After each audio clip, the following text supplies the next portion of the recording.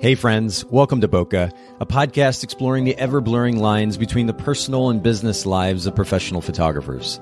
This is your host, Nathan Holritz, and I'm happy that you can join me in connecting with photographers and entrepreneurs as we discuss photography, business, and that sometimes messy thing we call life. This podcast is brought to you by Milu, the simplest way for photographers and coordinators to collaborate on shot lists and timelines for weddings, parties, and other amazing events. Visit Milu, MIILU.com. This podcast is also brought to you by Photographers Edit, custom image editing for the professional photographer. Visit photographersedit.com. Ladies and gentlemen, boys and girls, we are back for another podcast episode here at Bokeh, and I'm joined by a brand new guest. Although Heidi, it was a funny thing when I knew that we were going to do this interview. I was racking my brain because I know that I've been a guest on your podcast previously, and I was like, have I had her on the podcast? I feel like we'd had conversation somehow. Somehow we're connected over time somewhere. But welcome to the show, Heidi Thompson. Thank you so much for having me. Yeah, you were on a while ago. Well, and you have a podcast, I'll just go ahead and mention this at the outset, called Evolve Your Wedding Business, and we'll link to it in the show notes at Bokeh, Bokeh podcast.com for those of you listening in, or if you're using a podcast player, an app, you might be able to find the show notes there in the app as well, but we'll link to that in the show notes so that you can listen to Heidi. And I was saying to Heidi before we got started, it's nice having a podcast host on the show because I'm going to get, hopefully, in most cases anyway, good audio. You've got great audio. This is going to sound good today, if nothing else. Good. Fingers crossed. Yeah.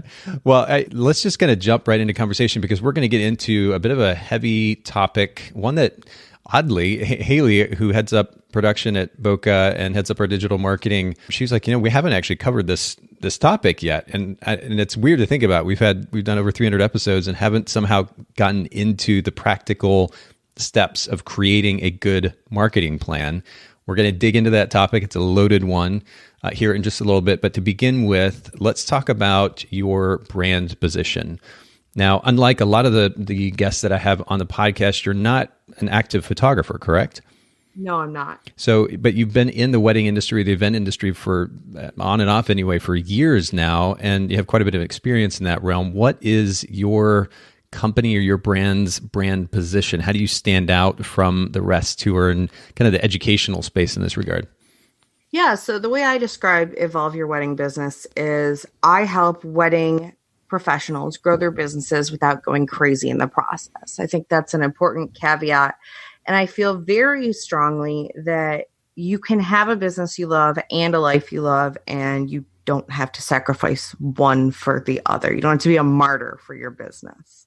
Oh, that's good. And that's I like that, particularly because it coincides well with a lot of what Bokeh is about, this idea that you can run your business but still have time at the end of the day for the significant people in your life, and maybe even just to watch Netflix if that's what really matters to you. But yeah, the idea that you don't have to go crazy in the process, and I like that. And I mean, frankly, your brand, the name of your brand on its own is almost a position statement, right? Evolving your wedding business. This is what you're about. You're helping those who are in this event space develop their business. It speaks for itself. I like that. I like the simplicity and again, the conciseness of that.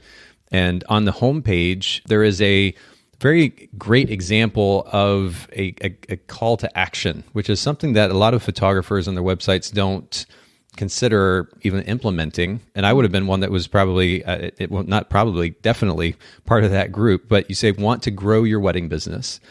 Register for the free How to Squash Overwhelm with a Marketing Plan training and make marketing your wedding business easier and more effective. Sign up now. I mean, that's a very simple question which poses a potential problem, right? So, and this is something I have talked with Haley, who again heads up our digital marketing for Photographers Edit for the Bokeh Podcast. We're getting ready to launch another brand. She's helping with that as well. But we talk about the significance of presenting a problem and then providing a solution to that. And you do that wonderfully. They're right there in the front of your homepage. Thank you so much. Yeah, I think that's a really important thing to keep in mind, regardless of what kind of business you run, because we are all in the business of solving problems. We may not be saving the world, we may not be curing cancer, but we're still having problems that are in front of our ideal clients that we're solving. And we have to really call those out to show that we understand them in our copy. Yeah. And it doesn't have to be, again, overly complicated, which is a great thing. I mean, do you want to grow your wedding business? Yeah, of course. And then once you pose that question and somebody can relate to it, then they're naturally going to read more. So you give just a little bit more text, not 5 paragraphs about what food you like to eat, but just very simply how you're going to solve that potential that problem for them. And there's a button that calls them to action. Sign up now. Pretty straightforward. So this is a great example for those of you listening in. I know I spend a lot of time talking about the significance of a brand position and also the importance of simple communication, right? Not cramming your website full of text that gets in the way of converting a potential client. This is a great example of very simple, clear brand position. Also a great call to action to provide a solution to the problem that your potential client may be facing. And there are ways that you can kind of twist this and tweak it and adjust it to make it relevant to your particular business model. But it's a great example for us. So thanks for starting us off that way, Heidi. Let's jump to the next question, though, and talk to me about a piece of advice that you would share with a fellow business owner. You've been an entrepreneur now for how many years? Oh, that's a good question. In this business since 2012, for that, since about 2009. Okay, so we'll just call it a decade, which is pretty cool. What would be the most important lesson that you've learned as an entrepreneur so far that you'd be most apt to share with a fellow entrepreneur? The one that keeps coming up a lot lately among people that I work with and people in my audience is this idea of intention and really asking yourself anytime you're doing something why you're doing it. And if there isn't a clear intention, if there isn't a clear reason behind it, it's probably not worth your time. That's really good. It's funny you say that too, because I was just recording some content earlier for an educational course for another community and talking about the significance of a big picture view. This is an idea we talk a lot about here in the podcast, the idea of overarching set of goals that drive everything that we do. And the cool thing about having that so-called big picture view is that it acts as a filter, which is exactly what you're just talking about, right? Yeah. Because then you don't have to make the decision of, do I want to do this? Should I do this? Does this make sense based on what I'm trying to achieve? No. Okay. I'm not doing it. Yeah. And this is also not to say that your kind of bigger picture goals aren't going to potentially change over time, but it's also, and I'll raise my own hand here. I'll be the guilty one. I find it very easy to be distracted by kind of the next shiny thing. I'm like, that's a cool thing. I might go after that, or maybe I want to do that or do this thing or that. Doing that on occasion, like maybe once a year, maybe that instead of New Year's resolutions, just maybe taking time each year to evaluate and assess where you're at and making slight shifts in your course, that makes sense. But along the way, during the year, instead of worrying about that and trying every single thing that comes along, having that very clear and distinct big picture view that enables you to filter out the stuff that's not relevant is so important. It means that you'll have a life at the end of the day because you won't be distracted by everything. Absolutely. And what you brought up there is being intentional about it too. It's that I really think you're less likely to be distracted by things when you know that they have a home. So that whether it's like a 90-day plan and you're revisiting it in 90 days and you're going to review those things, you have a place to put them. Or, if we're talking about batching for your time, there is a day where you're going to dedicate to these things so it doesn't have to sit in your brain. That's good. This has been very helpful, very practical conversation so far. Talk to me about time, though. We were just talking about time. Is there something that you do in your day-to-day or week-to-week workflow that enables you to do more than just sit in front of the computer, that you have time outside of work? Is there a tip or trick you can share? Yeah. So I am one of these people who no amount of accomplishment is good enough. I'm always going to push myself harder, and it gets to a point where it's stupid and I have to rein it in. And one of the ways that I've successfully been able to do that is by doing this really, really simple exercise every day of what are my 3 most important things? So not most urgent, not most pressing, but most important things to move me closer to my goals. And then when I complete those things, I can say, all right, this day has been a success, and I can stop, or I can keep going. And then that gives me an option at least. Yeah, but if you do those things and you know you've accomplished something that ideally has moved your business forward, you don't have to stress about working 10 hours, 12 hours that day in order to feel like you accomplished something. Yeah, if you can do it in 3, do it in 3 and be done with it. Yeah, that's good. Oh, I like that. Talk to me about a self-help book, maybe business book, audiobook or otherwise, that you've read, listened to, that's made a really big impact on your life.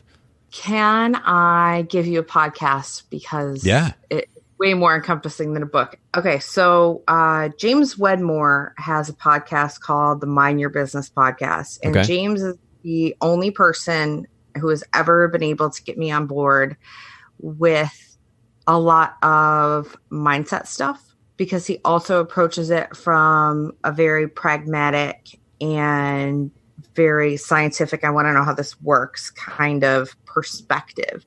And that has definitely helped me grow, because I think, inevitably we all hit a certain ceiling. And the reason that happens is because we're in our own way. So then the work becomes learning how to get out of your own way, learning how to let yourself succeed more. But you said he has a way of communicating the significance of those principles, not just as like his own opinion, but with some scientific backing. And not just as like, the universe loves you. And I'm like, shut up. No, that's dumb. I'm not going to buy into that kind of way. Some people do, and that's fine. And I kind of wish I could, but I can't connect with something on that, kind of super woo-woo spiritual level, because that's not who I am. Yeah, that's a conversation in of itself. But I will at least say that I think I find it quite, it's such a cliche word, but fascinating, the possibilities or the possibility of what seem like almost kind of hippie ideas, right? These supernatural ideas, that, as you termed it, the woo-woo ideas, that I have a feeling, because science is actually beginning to back up some of these things that for the longest time we thought were just kind of crazy. I wonder how much more of that we're going to continue to realize as we mature, as kind of a human race and technology develops and our knowledge base develops. It's kind of interesting to consider. But at the end of the day, there is a lot of conversation in our culture right now that is centered around what cannot be kind of labeled as objective fact, right? It's I feel this or I sense this. And that is a very subjective type of statement to make. And I tend to want to be able to base my decisions intelligently on objective fact. That's a personal approach that I like to take. I think the waters can get muddied quite a bit if we're just kind of focused around feelings and ideas versus something that we can prove. And if we spent most of our time focusing on the ideas that we know have been proven to work, we'd be really, really successful. Yeah, it's kind of crazy when you think about it, right? Yeah, and there's a lot of information there for the taking, but we'll make sure to link specifically to this podcast. And there are so many options out there. It's easy to get carried away with it and then not actually do anything about it. If you can find even 1 or 2 resources to latch on to and actually apply to your life, go for it. And for all of our listeners, I mean, I know that we put out a lot of content here at the podcast. The last thing that I want to do is to just mindlessly put out content. But if you can take 1 or 2 or 3 pieces of information from an episode and go actually apply it to your life, you may be surprised at what you can accomplish. We'll make sure to listen to Mind Your Business, and I'm going to have to check that out too. It sounds quite intriguing. Talk to me about this topic of a marketing plan, Heidi, because as I mentioned earlier, we haven't really delved into this topic yet. And it's something that we could all stand to make time to create, especially if we haven't created one. At least on an annual basis, if we update it, if we haven't ever created one before, to create it. But it can be maybe a slightly overwhelming idea if we're not really familiar with the idea. So will you define it for us first? What is a marketing plan to begin with? Yeah, absolutely. And I think for a lot of people, you hear the term marketing plan and you think it's, along the lines of a business plan. It's this big, long document you put together and then it dies in your hard drive or in a drawer somewhere. Yeah. But the way I approach creating a marketing plan is really trying to make as many of your marketing decisions as possible up front, so that CEO version of you can hand the work over to worker version of you, and you can just go and implement it. It's already mapped out. You just have to do it. Well, yeah, and that goes back to the conversation that we had just a few minutes ago, which it kind of alluded to the significance of that bigger picture view, right? So a marketing plan acts as the bigger picture view when it comes to how we're going to get our business out there, how we're going to get more business.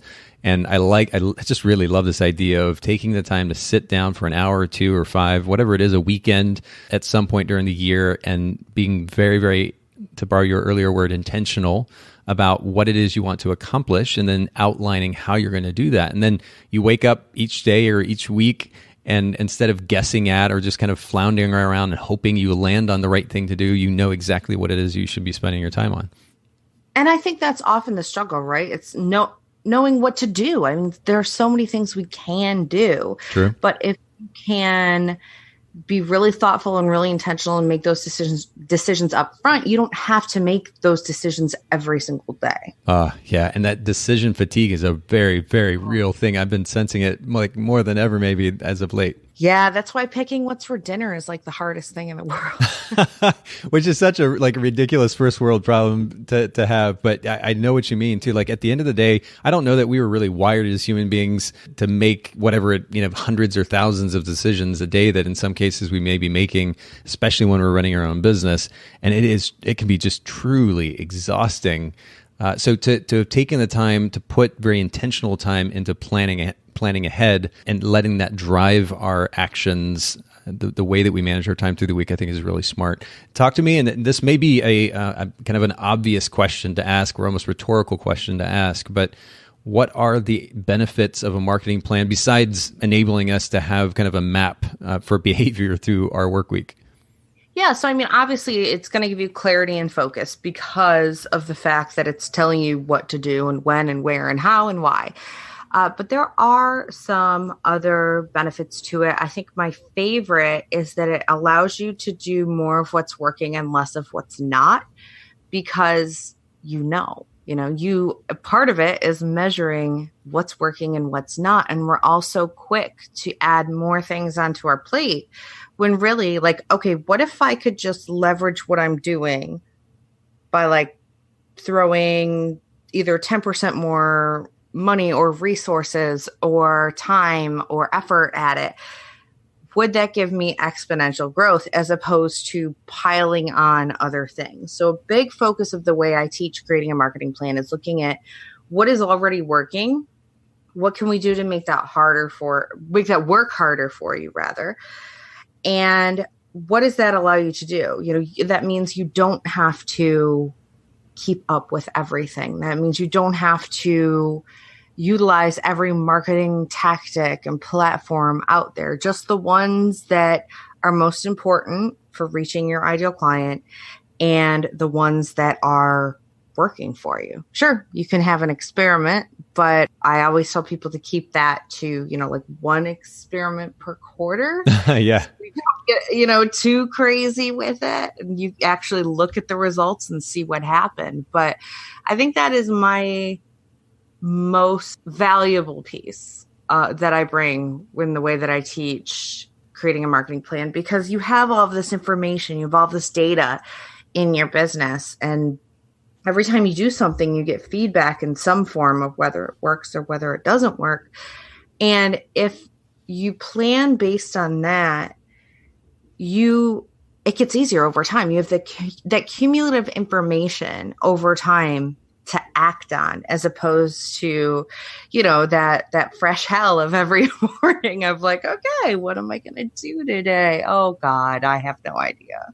But, honestly, this begs the question, how do you think, and we'll speak to photographers specifically here, as this is a photography or photographer-centric podcast, but how should photographers be collecting that so-called data? Because numbers are important. And I realized this kind of late in my entrepreneurial career, and now I love it. I mean, it's the significance of being able to go into the reporting system, for example, that we have for photographers edit and look at data, and as you were saying, make decisions, and not just random decisions, not intuitive decisions, but data-driven decisions based on real information about our marketing efforts. It's so wonderful to be able to do that, again, very intentionally, not blindly, not guessing. And yet, that's not the norm, I don't think, for many photographers. The idea of tracking numbers, whether it's financials or data associated with their website, conversion rates or otherwise, what are the most effective, and this is really a podcast episode in and of itself, but just off the top of your head, 2 or 3 things that photographers can do to track the data so they can make intelligent decisions about a marketing plan? I think a really important thing about tracking your data is, obviously a spreadsheet is super helpful because you can use formulas, but if you are not going to use a spreadsheet, then don't try to do it in a spreadsheet. If you're more of a pen and paper person, draw out a spreadsheet and map it that way, if that's the way you're actually going to do it, because what matters is that you're actually doing it, not how you're doing it. Well, yeah, and I would say that I would venture that most photographers that are getting started right now probably aren't familiar with spreadsheet equations. Spreadsheets are incredibly powerful. I've seen the power of them, and they're capable of probably even way more than I've ever seen. But I never was trained on spreadsheets, and I would venture that many are not used to using spreadsheets or don't know much about formulas for the sake of using spreadsheets effectively. So are there particular tools? I think immediately, of course, of QuickBooks, because I know that for a lot of photographers, at least that have been in the business in years past, spreadsheets was a normal thing for tracking numbers. But you have a tool like QuickBooks that is is easy enough for a third grader to use it if they wanted to. Why not use something that's specifically designed for tracking your financials, for example, or a tool specifically designed for tracking analytics on your website, or some of the other data sets or data points that we need to collect?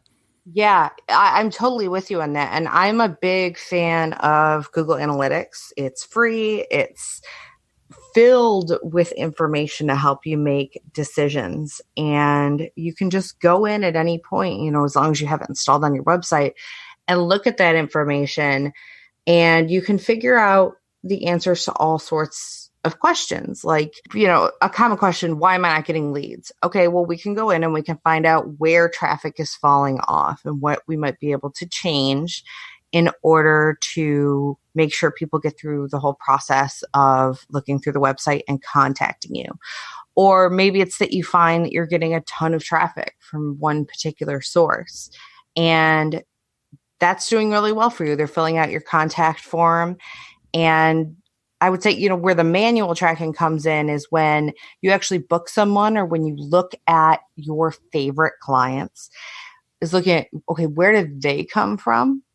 But that can be super simple. That can be on a piece of paper. That can be on a whiteboard. Just how many of your greatest and most amazing clients that you wish you could clone came from referral, came from Pinterest, came from Google search. That tells you what to lean into. Exactly. Yeah, that's a great and very simple and concise way to go about looking at it. You could, if for those of you listening in, if you're not actively tracking this type of data right now in one form or another, you coming up on the end of the year, one of the things you can do in a year-end review is to go back and look at your clients, and you could create a spreadsheet, or you could just write it down on paper, list all your clients' names, and right next to them how they heard about you. And if you have to go, give them a call or send them a message to find out, do that. Make that list, and then you've got a good picture of where the majority of your business is coming from, and not only where you need to put more effort, but potentially where to just double down. And we do this with Photographers Edit. Probably an average of about 46 to 48% or so of our new accounts right now come from photographer referrals. And then it breaks down from there. We look at Google, for example, new accounts from Google, from Facebook ads, from the Bokeh Podcast, et cetera. And we're able to see where our traffic is coming from, or our new accounts are coming from, and then make decisions about our marketing efforts accordingly. And it's so empowering to be able to do that. And this is just source of business. Again, if you look at your financials and look at those numbers in detail at the end of the year, see where you're making the most money, where you're spending the most money, where you're losing money, you can make intelligent decisions about your business and ultimately marketing efforts in that regard as well. But tracking the data, it's so important. The benefits of a marketing plan, clarity and focus, And then it ultimately encourages you to understand what's working, which is really, really cool. Drawbacks of not having a marketing plan. Again, this may be a bit obvious, but what would you say those are, Heidi? I would say it's largely that you are waking up every day not knowing, that awful blank cursor, like I need to write something. I need to post something on social media. I need to do something. And that's hard. So I am going to get distracted by this other thing because I'm trying to escape something that is unnecessarily hard, which is totally understandable. I do it too. It's just you trying to make your life easier. But if we do this ahead of time, then you don't have that feeling. You don't have that feeling of just like, well, I don't know what to do. Like, I'm just stuck. I'm just lost. Instead, you have, okay, it seems like if I do X, I'll probably get Y as a result. So let's test that and see. It becomes much more like emotionally removed, much more scientific, I guess, because the way you're kind of looking at this is, okay, that works. Let's keep doing that. Let's do more of that. And it's less of that emotional. And I'm saying emotional from a perspective of not just what you feel like you should be doing, but also like that panic and that overwhelm. Yeah. Like those are all emotions we want to avoid as much as possible. Yep. And if you don't have a plan, those emotions come up a lot more often. That's interesting. That's a great point. What if we're going to put this marketing plan in place? I mean, I think we've painted a pretty clear picture, not only the benefits, but also the pain points that could come from not having a marketing plan. We want to put a marketing plan in place. Is there any kind of pre-work, some homework that needs to be done prior to actually putting that plan together? And we've already alluded to the significance of becoming aware of numbers, of data. Is there anything else that needs to be done? Yeah. So there are 5 parts, which we're going to dig into, but one of the most important pieces is the second part, and it's called your research. And this is so incredibly important. Most people speed right past it and go to, okay, what am I going to post and where and when? Those kinds of things, like the how of how you market. But the reason why marketing works or doesn't work is whether or not it is a good fit for your ideal client. So in that second step, I really encourage all of the people that I work with to actually go interview their best clients that they've ever had. It could, just be a couple of people that you reach out to and you ask them all sorts of questions from, where did you find me? Why did you decide to work with me? Why me instead of another photographer? What else did you consider? What was really important to you? All of these things to get a really clear picture of, like I said earlier, we are solving problems, but we have to solve the right problems. Yeah. I had a client who's a wedding planner, and all of her marketing was really focused around this idea of, you don't have enough time. Let me help you save time. And when she actually did this interview process, she realized that was like priority number 9 for her people. And the most important thing for them is at least one member of the couple was Indian and was usually one of the youngest in the family. So had been to a million weddings. And they didn't want the same cookie cutter Indian wedding. They wanted Indian culture, Indian heritage, Indian tradition, but they wanted it their way. And as soon as she started marketing based on this personalization meets cultural tradition, she booked up like crazy. But that wouldn't happen without the conversation. I mean, you have to kind of set ego aside and your ideas and ideals aside a little bit and find out what your clients or potential clients actually want. Yeah, figuring out like, okay, what really matters to you. And I mean, with some people, you may be able to ask them point blank, but a lot of times you're going to have to just be curious and do some digging around why they made the decisions they made, like why you instead of someone else, what drew them to you, why this particular package, what would you say to a friend if you were saying that they should work with me, just to, get some of their language and get a feel for what is the problem they want solved. Wow. Okay. So research, I mean, and this can be done in a very practical way because probably most of our listeners are sole proprietors, they're photographers, portrait or wedding photographers, event photographers, potentially commercial photographers as well, but they're working with clients on a relatively individual basis where you have an opportunity to call them up and say, hey, can I take you to coffee? I just want to get to know a little bit more about what your experience was like with my brand. Yeah. And having those conversations, I love the notion of that. At Photographers Edit, we've had the opportunity to work with thousands of photographers, and the conversation is a very broad one that might need to be had to get kind of conclusive or thorough information from those conversations. But the one-on-one conversation is really appealing to me. And for those of you listening in, you should do this very much so. Whether you're just starting your business, maybe well into it, and you want to get a good feel for where your business is at, what's doing well, what it's not doing so well, maybe how you need to adjust your messaging, do the research, have the conversations. That's really important. But Heidi, you alluded to 4 other components of a good marketing plan, and you said that was the second one. So let's go back to number 1, if you will. Yeah. So number 1, first and foremost, is your goal. What are you trying to accomplish? And that goal needs to have a number attached to it, because more clients, more weddings. Do you want 100 more? Do you want 1 more? Which one are you going to be happy with? Yeah.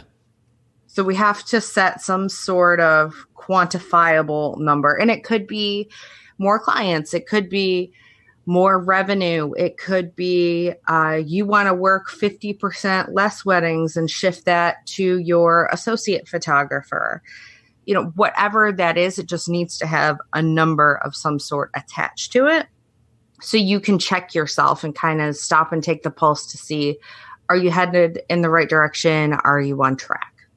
Yeah, the specificity is really important too, because if like you said, if it's very general, if it's kind of vague, I just want to do better, or I want to get more, fill in the blank. That doesn't give you something tangible to grab a hold of to work toward. And when you have a specific number, and ideally, and maybe you're going to get into this, Heidi, if there's a revenue number that you're going for the year, maybe you can break that into a quarterly basis.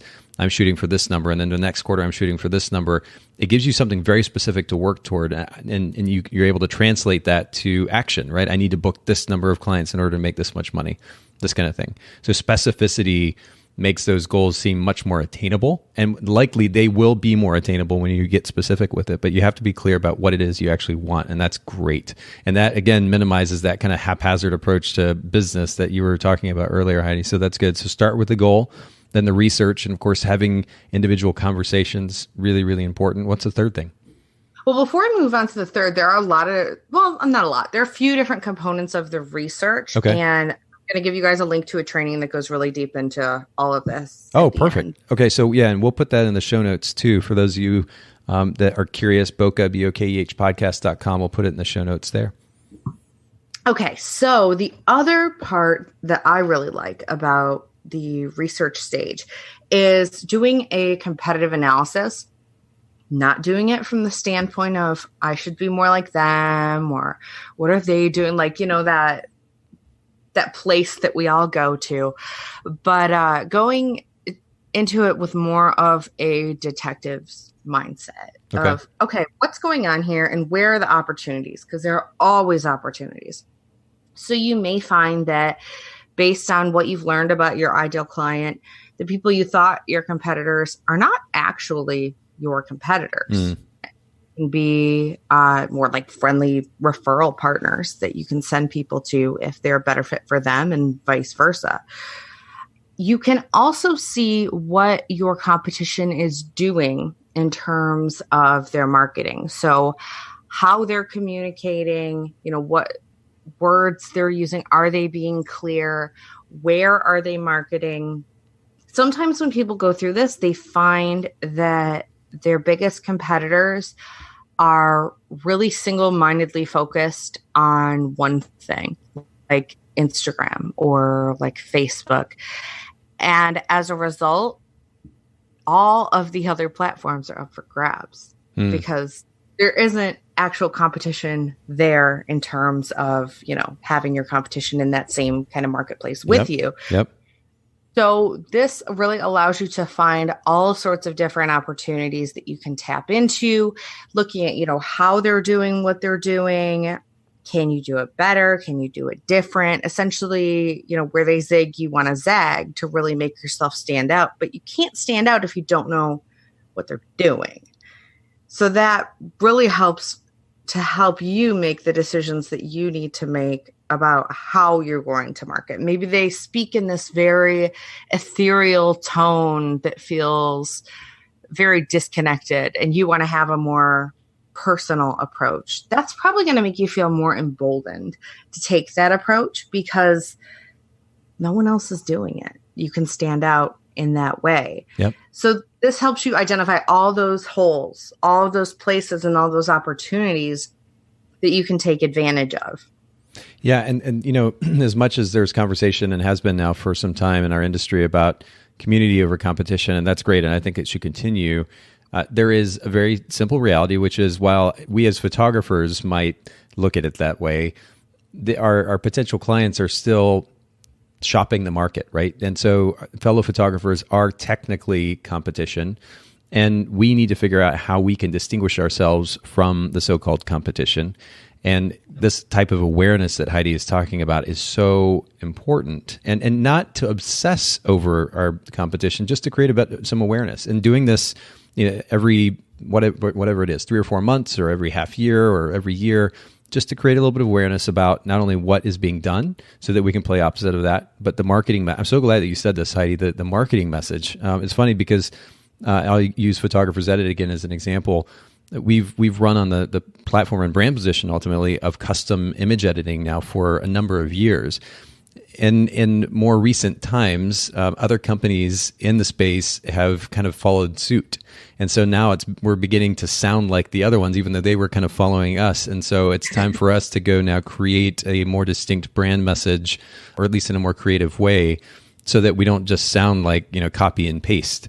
It's important to have that kind of awareness so that you can clearly position yourself against the competition. And again, no need to get obsessive about this word competition. However you look at it, your potential clients look at you as competition.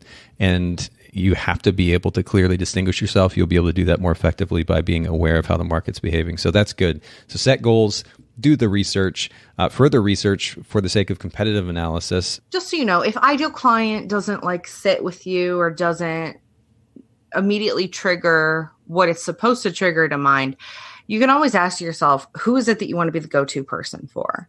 I think that is a more human question, more normal way of phrasing it. And then you can see okay, who are my competitors go-to people for?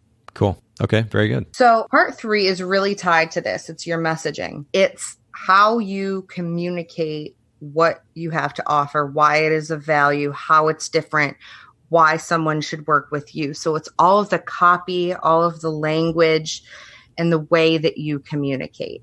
After you do the research and you know who you're targeting and you know who your competitors are targeting, this becomes a lot easier. It gets a lot clearer. But I think the most important thing you can do is go through what you already have with a fine-tooth comb and compare it to what your best clients told you they loved about you or told you they were looking for when they decided to work with you. Because a lot of times these things are not obvious to us because they're just part of who we are and how we think and how we work. So we really need to make sure that we are playing up what it is that they really loved about us in our copy on our website and really selling that. Yeah, but again, to reiterate what you were saying, to the awareness of what the competition is saying, because one of the popular things, it's been said so many times here on the podcast, guests that I've had on, and if you look at websites, there's a similar theme, which is about relationships. And if everybody is talking about the importance that they place on relationships with their clients, now you're sounding the same as everybody else. Or if everybody's talking about how they like coffee and lattes and eating, whatever snack is the most popular thing they talk about. If everybody's doing it on their website, you sound like everybody else. So awareness is really important as far as competition is concerned. Awareness is important as far as your goals, your overarching goals for your business. And those two things will help determine then the messaging. It's not just about being cute and sounding trendy and doing whatever celebrity photographer is doing. You need to be clear about what it is you're trying to accomplish and what your competition is doing, and then create very clear, simple messaging that doesn't take 20 minutes to sift through, but that somebody can read in a few seconds and they know immediately what it is that you offer, what problem it is that you're solving, just like Heidi demonstrates on her site. Yeah, that you have that immediate feeling of, ooh, this person is for me, as opposed to this is a photographer. Yes, exactly. And that requires specificity again. So we have to, this is where the significance of brand position comes in. But I know our listeners hear me talk about that way too much. So Heidi, I'm going to let you keep going. Messaging was number 3. What's number 4? Yeah. So number 4, this is the part that everybody jumps to when they think about marketing. And I just very simply call this the how. This is where you're going to market. It's how you're going to market. It's when, where, what, all of those things. So if you decide, okay, I am going to publish a blog post once a week, and here are my list of topics, and this is how I'm cycling through them. Or I'm going to post to Instagram 3 times a week, and here are the categories that those fall into. So Monday is for this kind of post, Wednesday is for this kind of post, Friday is for this kind of post. And then I'm going to do stories on Tuesday that are more behind the scenes. So where are you marketing and what are you doing there? And the where, I really like to push people to limit themselves to 3 that they've been doing. If you have that kind of history that you're comfortable with, and 1 experiment. And I just ask people to commit to that for 90 days. Then you have a long enough period where you have the data, you have the information to show you, okay, is this starting to work, or is this absolutely blowing it out of the water, or is this not doing anything, and is it worth continuing? Now, the how question is also a very broad one, though. Can you give examples of certain things that photographers might be experimenting with as far as the actionable marketing efforts? Yeah. So as an experiment, you may decide, okay, I want to work on getting more traffic to my website from Google. So my experiment for the next 90 days is I am going to spend every Monday afternoon working on these various SEO efforts. And at the end of the 90-day period, I'm going to check to see, am I getting more traffic out of it or not? Okay. And so that's a really tangible example. And I mean, to be clear, Heidi, this is something that Heidi can delve into in more detail. Certainly the link that we post in the show notes, but you may need some follow-up consultations with Heidi. And of course, we'll share her contact information here at the end of the episode so you can understand this in a little bit more detail. So we started with setting a goal, researching both in conversation with past clients as well as doing competitive analysis, establishing a very clear and distinct message, and then experimenting with and ultimately deciding how we're going to go about marketing effectively. And then what's number 5? So number 5 is the oft forgotten measuring. So what I tell people to do is, this is one of those things. You have to make the decision now. You have to put in your calendar. I like to do once a week, a weekly CEO check-in with myself for like 15 minutes to see what's going well, what's not. What have I learned that I can improve upon next week? What do I need to tweak? And the same goes for a monthly check-in, and that can be a little bit broader, looking at those numbers and seeing, are you getting what you thought you were going to get? This is all experimentation. So because you're testing things, you have to look at the results and make decisions based on those, what you need to change. Do you need to do more of something? Do you need to do less of something? And then at the end of a 90-day period, I really like people to go through an entire review of what it is that they've been doing and the results that they've gotten from it. And that's where you're going to make those higher level decisions of, okay, for something like SEO, for that example, this experiment might need a little bit more time to yield results. So I'm going to continue doing what I'm doing. Or I've been spending all this time on Pinterest and I'm not getting anything out of it. Yeah. So I'm either going to change how I'm doing it. I'm going to change the how and come back again, or I'm going to drop it entirely. And so by going through this 90-day cycle and looking at those key performance indicators at the end tied to your goal. So is it more leads? Is it more bookings? Is it more traffic to the website? Whatever it is, what is impacting that? Which of the things that you're doing are having the biggest impact on that and can work even harder for you? Yep. And that goes back again to just being aware of the data. And we have to actually take the time to do that. And maybe it doesn't sound artistic enough for some of you who are like, man, I just wanted to be a photographer. I'm an artist. But the reality is if you're going to run a business, you can still be an artist. And in fact, if you spend even a little bit of time on these ideas, these components of a good marketing plan, you'll be able to have the financial and business growth that will enable you further freedom. I would argue you get to free up so much space in your head that you have so much extra capacity for creative thinking as well. Yeah. I mean, it'll literally give you the space for that. So this idea of art and business, can't coexist. We need to kind of set that aside.